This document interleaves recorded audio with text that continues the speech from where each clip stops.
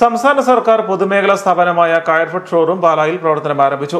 പാലാ തൊടുപുഴ റോഡിൽ ഞൊണ്ടിമാക്കൽ കവലിൽ ആരംഭിച്ച ഷോറൂമിന്റെ ഉദ്ഘാടനം മാണി സി കാപ്പൻ MLA നിർവഹിച്ചു.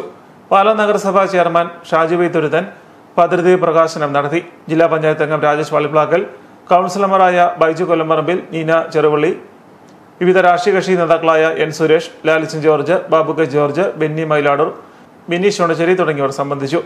റബ്ബർ മാറ്റുകൾ, കുഷ്യനുകൾ, മെത്തകൾ, ജൈവവളങ്ങൾ, PVC മാറ്റുകൾ, കൊക്കോ ബാസ്ക്കറ്റുകൾ, തൊട്ടിലുകൾ തുടങ്ങിയവ ഇവിടെ നിന്ന് ലഭ്യമാകും.